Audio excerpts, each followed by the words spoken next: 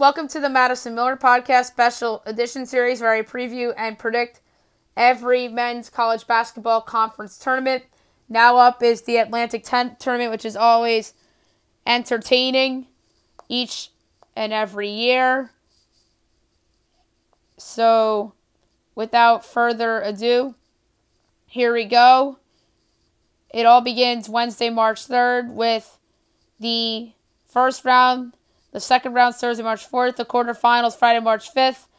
The semifinals Saturday, March 6th. And then 8 days from then is the championship game. So, Wednesday, March 3rd, which is 2 days from now, it all begins.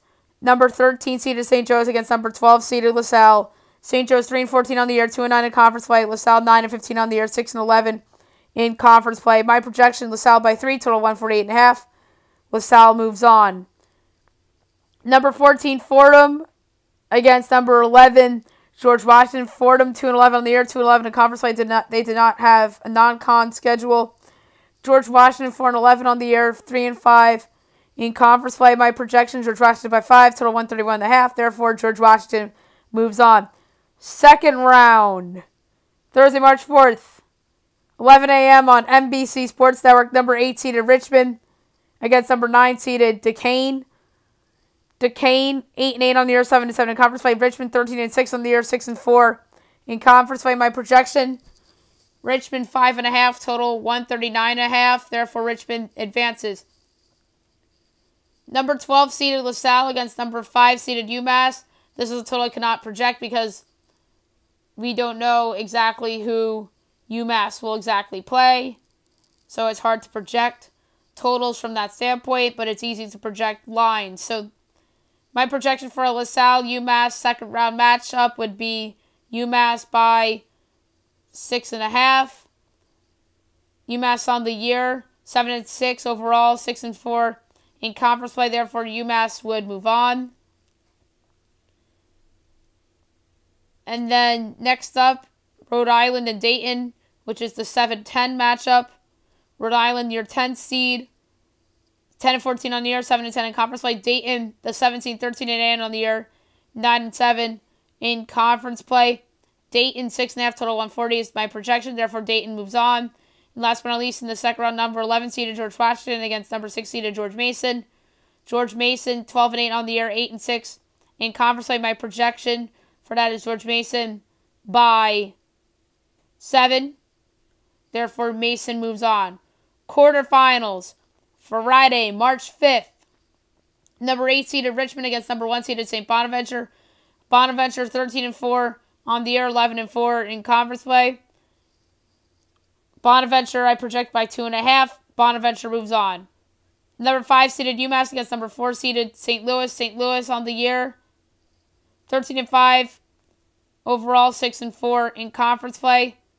My projection: St. Louis by 5.5. Therefore, St. Louis moves on. Number 7 seeded Dayton against number 2 seeded VCU.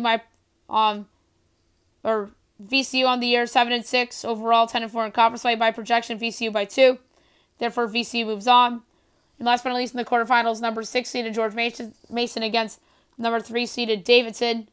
Davidson on the year, 12-7 overall, 7-4 in conference play. Therefore, Davidson moves on. Semifinals, Saturday, March 6th. Number 4 seeded St. Louis against number 1 seeded St. Bonaventure. My line, St. Bonaventure by 2. Bonaventure moves on. Semifinal. Number 3 seeded Davidson against number 2 seeded VCU. My projection is VCU by 2. It should be an interesting game between those two teams. They're both very good. VCU has potentially an at-large bid on the line in this game. Davidson's a solid team. I think the only way Davidson gets in is an auto bid, but VCU, I think, has to win this game to really make themselves a no-brainer for an at-large. So give me VCU as I project them by 2 to go to the championship. And last but not least, the A10 Championship. My projection: number 2 seeded VCU against number 1 seeded St. Bonaventure. Two very good teams. Bonaventure led by Kyle Lofton and Jaron Holmes. VCU, obviously, led by Nashawn Highland. Two great players on Bonaventure side. VCU has some solid players, including Highland. I project Bonaventure by 1, and I think that St. Bonaventure will get the auto bid into the NCAA tournament, as the VCU Rams would have to settle for an at-large bid. So there you have it for the Atlantic-10 tournament preview and predictions. Next up, I will do the Atlantic Sun.